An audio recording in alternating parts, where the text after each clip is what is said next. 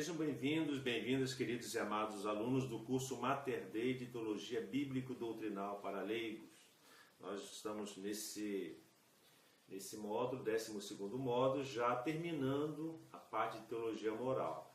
E hoje nós vamos estudar o segundo mandamento da lei da igreja. No vídeo anterior nós estudamos o primeiro mandamento, que é o preceito do cumprimento dominical da missa, e dos dias de guarda. E agora nós vamos estudar o segundo. Vamos iniciar nossa aula pedindo a Deus, nosso Senhor, as luzes para o entendimento, a compreensão e a vivência deste mandamento. Em nome do Pai, do Filho e do Espírito Santo. Amém. Senhor Deus, fazei que nós, vossos filhos que buscamos conhecer mais os vossos ensinamentos, cresçamos na nossa fé e no vosso conhecimento, para que possamos adorar-vos e amar-vos como vós mereceis. Por nosso Senhor Jesus Cristo, vosso Filho, na unidade do Espírito Santo. Amém. Em nome do Pai, do Filho e do Espírito Santo. Amém. Nesta quarta aula, do 12º módulo, então, nós vamos estudar o segundo mandamento da igreja. Qual é o enunciado deste mandamento? Diz o seguinte: confessar-se ao menos uma vez por ano. Vamos agora aprofundar esse mandamento. Bem, quais são as considerações sobre esse segundo mandamento?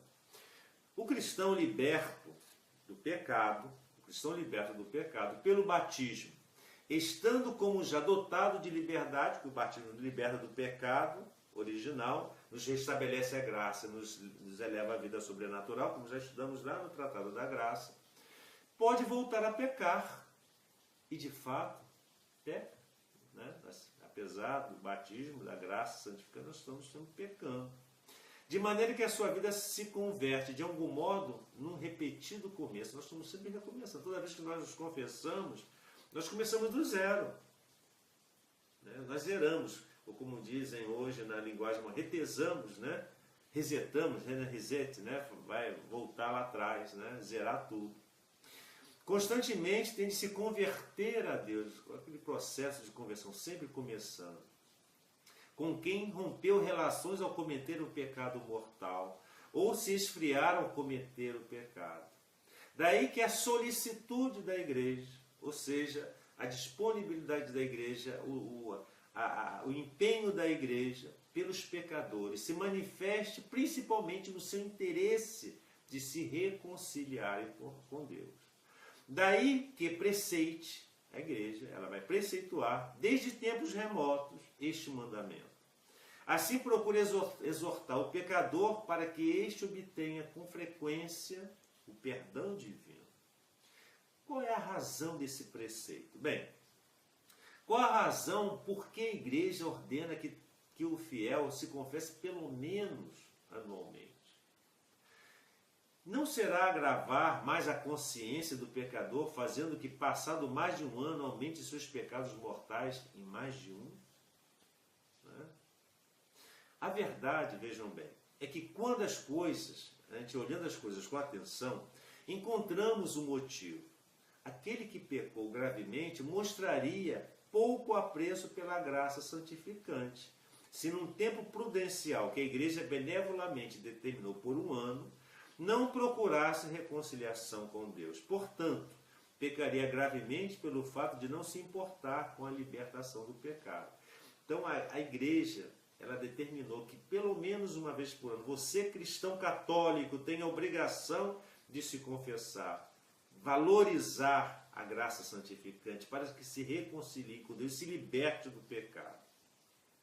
Em virtude da importância dos motivos antes expostos por mim agora, já desde tempos remotos, a igreja estabeleceu, isso vem desde o quarto concílio de Latrão, de 1215, século XIII, o dever da confissão anual dos pecados mortais. Então nós temos, desde o concílio de Latrão, em 1215, já havia esse preceito. E qual é o cumprimento desse preceito? Como se exerce, como se cumpre esse preceito? Primeiro, a questão da idade. Como é por volta dos 7 anos, que se começa a ter o uso da razão e se podem já cometer pecados mortais, a igreja declara ser necessário, a partir dessa idade, aos 7 anos, frequentar o sacramento da penitência, ao menos uma vez por ano. Diz o cânon 989. Todo fiel que tenha atingido a idade da discrição, da razão, está obrigado a confessar fielmente os pecados graves, ao menos uma vez por ano. Aí alguém vai objetar, mas como a criança de 7 anos, ela não tem entendimento, sim, ela tem razão. Ela não é um animal demente, ela sabe muito bem o que está fazendo. Ela pode não ter discernimento, experiência, sabedoria, mas ela tem conhecimento. Então, já a partir do uso da razão, já se cria a possibilidade dela se confessar a obrigação. É preceito, é norma, que obriga todos aqueles que chegaram ao uso da razão, independentemente de terem ou não 7 anos, até pode ser antes. Pois chegando ao uso da razão, a criança está consciente de fazer uma coisa má e, portanto, deve arrepender-se e confessar-se dela. É o aspecto didático. E a criança sabe, com 7 anos, às vezes até um pouquinho antes, que ela está fazendo uma coisa errada. Ela sabe disso. Ela pode não ter o discernimento, a profundidade daquilo, mas ela tem conhecimento. E disso, a partir desse conhecimento, que ela sabe distinguir as coisas, ela já tem que confessar-se e se arrepender. De acordo com a doutrina ensinada por São Pio X, no decreto Quam Singulari, a Igreja voltou a recomendar que os meninos, as crianças, recebam desde tenra idade o sacramento da confissão, reprovando falsas teorias que negam que as crianças dessa idade possam pecar e tenham necessidade desse sacramento. Tem teorias que negam que a criança não pode pecar. Postas em prática, tais teorias privariam, ou seja, tirariam das crianças a possibilidade de obter a graça sacramental para lutarem contra o pecado, causando-lhe assim graves prejuízos. Então é necessário para quê? Para que ela tenha a força da graça santificante para poder lutar contra o pecado. Então nós vimos o cumprimento por causa da idade. E o tempo de o cumprir, qual é o tempo? Vejam bem, a essência deste mandamento é a confissão de quê? Dos pecados. E a abertura do cristão separado de Deus pelo pecado. Da possibilidade dele reatar a vida da graça e de participar da vida divina na sua alma. De acordo com as seguintes observações. Primeiro, pelo menos uma vez por ano. Prescreve esse preceito pelo menos uma vez por ano. Em primeiro lugar, a confissão anual dos pecados mortais. O preceito obriga gravemente e não cessa a obrigação de nos confessarmos ainda depois de ter passado um ano. Nesse caso, a obrigação é o de fazer o mais cedo possível. Se eu pequei, que eu tenho consciência que cometi um pecado mortal, eu não vou esperar daqui a um ano, não, eu tenho que imediatamente me reconciliar com Deus. Segundo, a questão do período. A igreja não determinou o tempo da confissão anual, não. Mas é costume fazê-la quando? No tempo da quaresma. Por ser esse tempo de especial contrição. Eis o tempo favorável, eis o dia da conversão. É um tempo forte de penitência, de conversão, de metanoia. Que quer por parte, quer por essa cultura da quaresmal, que se deve cumprir o preceito da comunhão atual. Então, vejam bem, o ideal seria que todas as pessoas se confessassem mensalmente. E mesmo nesse mensalmente, se você comete um pecado mortal, imediatamente se confessar. Conheço pessoas jovens que se confessam de 15 em 15 dias para manter a graça. Isso não é banalizar a confissão, não, muito pelo contrário. Você come todo dia para manter a saúde, para manter sua vitalidade. Comer todo dia não é abusar dos alimentos. Eu vou comer hoje, daqui uma semana, daqui a 3 dias eu como para não abusar. Não. Se o seu corpo precisa de alimento para manter a saúde, a vitalidade, o vigor, a alma também precisa. E nós pecamos, precisamos da confissão, assim como da Eucaristia. Vamos a outras considerações. Primeiro, como a confissão deve ser bem feita, não cumpre o mandamento quem faça uma confissão sacrílega. O que é uma confissão sacrílega? é aquela pessoa que vai confessar um pecado, mas esconde os outros pecados, conscientemente. Ela comete um sacrilégio. A confissão, você tem que confessar tudo. E se você se esqueceu, na próxima confissão você tem que, se você se lembrar, na próxima confissão tem que confessar aqueles que você tinha esquecido. Porque você só é perdoado dos pecados que você tem consciência e se lembra. Se você se esqueceu, tudo bem. Deus entende isso daí, né? Deus entende a natureza humana melhor que todos nós.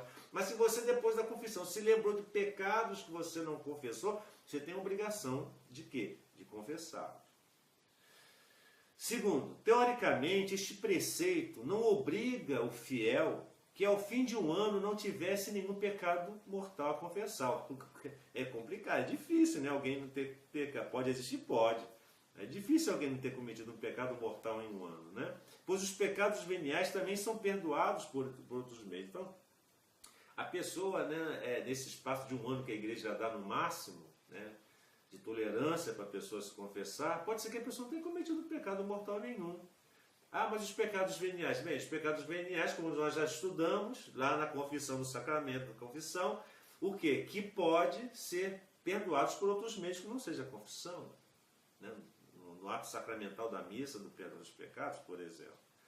Mas é muito difícil alguém, às vezes que tenha alcançado um alto grau de santidade, se é possível, eu não estou dizendo que é impossível, mas geralmente a grande maioria, 99% das pessoas cometem pecado mortal. Todos nós estamos sujeitos. Então, é recomendável que nos confessemos sempre quando tenhamos a consciência de que cometemos um pecado mortal. No entanto, parece difícil que isso aconteça com quem não procura de modo habitual o auxílio da confissão frequente para vencer na luta contra o pecado. E terceiro, sobre as normas relativas às absolvições gerais. Vejam no Código de Direito Canônico, cânones 961 a 963. E a questão também, né, o cumprimento do preceito, a questão da advertência. Este preceito situa-se à margem da necessidade da confissão para receber os sacramentos, que exigem estado de graça, pois determina uma obrigação primária diante de Deus, que seja a de nos reconciliarmos com Ele. Recordamos que também há obrigação grave de confissão quando, em perigo de morte, todo cristão é obrigado, no momento da morte, a dispor a alma para se apresentar perante Deus e ser julgada. Se nesse momento tivesse pecados mortais, teria a obrigação de se confessar. Podendo fazê-lo, não bastaria, neste caso, o ato de contrição. É especialmente grave receber a Eucaristia em pecado mortal, pois significa receber indignamente o próprio corpo e sangue de nosso Senhor Jesus Cristo. A legislação eclesiástica voltou a recordá-lo recentemente, no cânon 916, que diz o seguinte: quem estiver consciente de pecado grave, não celebre missa, nem comungue o corpo do Senhor, sem fazer previamente a confissão sacramental, a não ser que exista uma razão grave e não tenha oportunidade de se confessar. Neste caso, porém, lembre-se de que quem tem obrigação de fazer um ato de contrição perfeita é que inclui o propósito de se confessar quanto antes. É o seguinte, esse cânon diz o seguinte, né, que nós somos obrigados a nos confessar sempre que nós temos consciência de que cometemos um pecado grave. E se eu tenho consciência que eu cometi um pecado grave e ainda não me confessei, e eu tenho que ir à missa, eu não posso comungar. Só poderei após uma confissão, só poderei comungar. Posso até participar da missa, mas não posso comungar. Tenho que me confessar depois. Mas a igreja dá a oportunidade da pessoa fazer o ato de contrição. Mas esse ato de contrição, que nós já estudamos lá atrás, ele não bastaria, nesse caso, para a pessoa poder comungar. Não bastaria. Tem que haver a confissão. Se fosse assim, ninguém mais ia se confessar. Bastava um ato de contrição durante a missa para poder confessar? Não. Não basta. Tem que se confessar. E o sacerdote que tem consciência e cometeu um pecado mortal não pode celebrar a missa. Não pode. Em estado mortal de jeito nenhum. Não pode. Né? Não pode. Não pode. Ele não... A não ser que exista uma razão grave e que não tem oportunidade de se confessar. Um sacerdote tem consciência de que cometeu um pecado mortal, mas ele tem que celebrar uma missa de primeira comunhão, está cheia a igreja de crianças. É um caso grave, né? Ele não vai chegar lá na frente, eu não vou transferir essa missa porque eu não tenho condição de cometer um pecado grave, só vou poder me confessar amanhã, vou transferir essa missa da primeira comunhão com 200 crianças para domingo que vem. Não. O que ele tem que fazer? A igreja permite que ele celebre a missa e que na primeira oportunidade ele vá se confessar para não dar prejuízos aos outros. A confissão frequente ou por devoção. A igreja, quando diz que se deve receber o sacramento da confissão ao menos uma vez por ano, manifesta o quê? Manifesta o desejo de que os fiéis se aproximem dele com mais frequência. A igreja não está dizendo assim, você pode se confessar daqui a um ano. Não. Ela quer dizer, ela tolera ainda um ano sem confissão, de preferência no período da quaresma. Mas a igreja com isso não é que ela está tolerando, ela quer que você se aproxime mais do sacramento da confissão. A confissão frequente é um meio para o pecador sair do pecado. O único modo de vencer o hábito mortal. E o mais apto para evitar a multiplicação dos pecados veniais. E muito útil para preservar o bem, a graça santificante. É muito difícil viver afastado da culpa grave quem raras vezes se confessa. É muito difícil. A pessoa que raramente se confessa, ela vai se acostumando, se habituando com os pecados graves. Se perde. Nesse sentido, devemos também recordar que aquele que não tivesse cometido pecados mortais não estaria, no rigor da lei, obrigado a confessar-se, visto que os pecados veniais são perdoados também por outras vias, em especial pela recepção devota da Eucaristia. No entanto, a Igreja recomenda a confissão frequente dos pecados, ainda que não se tenha pecados mortais. Está na encíclica Mystici Corporis, de 1843, do Papa, de 1943, do Papa Pio XII, 1943. E na encíclica Mediator Dei, 1947, do mesmo Papa. Não se deve esquecer, com efeito, que os pecados veniais, reta e proveitosamente e longe de toda presunção, podem ser ditos em confissão, como determina o Concílio de Trento. Visto que, embora não seja necessário confessá-los para que o sacramento seja válido, e por ser também perdoados por outros meios, não se deve cair nas falsas opiniões dos que afirmam que não é mistério, ou seja, que não é necessário inculcar a confissão frequente dos pecados veniais, porque basta aquela confissão geral de todos os dias a esposa de Cristo, em união com seus filhos no Senhor, faz por meio de sacerdotes no momento de subirem ao altar de Deus. O Concílio Vaticano II recorda-nos que todos somos chamados à santidade. Para alcançar essa plenitude da vida cristã, importa receber com frequência os sacramentos. Diz a Constituição Dogmática Sacrosancto Concilium. Interessa muito que os fiéis compreendam facilmente os sinais sacramentais, recebam com maior frequência possível os sacramentos que foram instituídos para alimentar a vida cristã. E diz também, para isso é proibido, veja bem, taxativamente,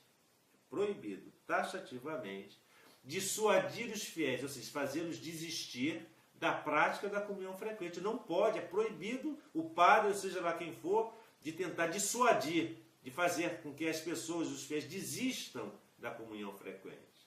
Diz as normas pastorais sobre a absolvição geral, diz o seguinte: pelo que diz respeito à confissão frequente ou devoção, não ousem os sacerdotes dissuadir dela os fiéis. Não ousem, é proibido. Ai do sacerdote que descobrir que um dos seus fiéis tem a devoção de se confessar frequentemente e tentar dissuadi-lo a não fazê-lo. Ai do sacerdote. É claro que se não só não se fomenta, mas de algum modo se dificulta tal confissão frequente, o sacramento ficará reservado para os casos de estrita necessidade, ou seja, para a remissão dos pecados mortais, com grave risco de difamação que se seguiria. Diz a própria norma que eu acabei de citar. Deve-se evitar em absoluto que a confissão individual se reserve apenas para os pecados graves. Não se deve reservar a confissão para os pecados graves, não. Sempre, mesmo para os pecados veniais. Pois privaria os fiéis do melhor fruto da confissão e prejudicaria a fama daqueles que individualmente se acercassem desse sacramento. Como assim a fama? Se a pessoa que quase não comete pecados mortais, ela não iria se confessar, porque a confissão é só para pecados mortais, então as pessoas que iriam se confessar, você logo ia julgá-las, ela cometeu pecados mortais.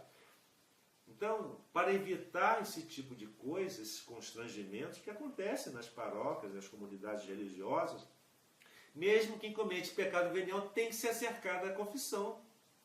Não só por obrigação, para restabelecer a graça, mas para ter essa devoção, essa frequência ao sacramento que nos dá a graça de Deus. Diz o cânon 989 do Código de Direito Canônico: todo fiel que tenha atingido a idade da discrição, da razão, está obrigado a confessar fielmente os pecados graves ao menos uma vez por ano. Então vejam, queridos alunos, alunas, a obrigação indispensável que nós temos de nos confessar e de animar as outras pessoas a confessar. E nós que somos sacerdotes, temos a obrigação, como pastores, de animar, incentivar, fomentar a assiduidade dos fiéis ao sacramento da confissão. O padre não pode marcar dia e hora, como se fosse uma consulta médica ou um departamento público do fórum, da prefeitura, dia e tal hora para a confissão. Não, o padre tem que estar aberto à confissão sempre, dia e noite de madrugada. É obrigação dele. Ele não é padre no horário comercial, ele é padre sempre. Ele foi ordenado para isso. Não se casou, não tem família para isso. Não existe horário de confissão, é sempre. Precisou, confessa, em qualquer lugar. Eu já ouvi confissões no metrô, em farmácia, em banco, na rua, na lotérica, já me aconteceu, sempre, em viagem dentro do ônibus. O padre é sacerdote sempre, pastor sempre.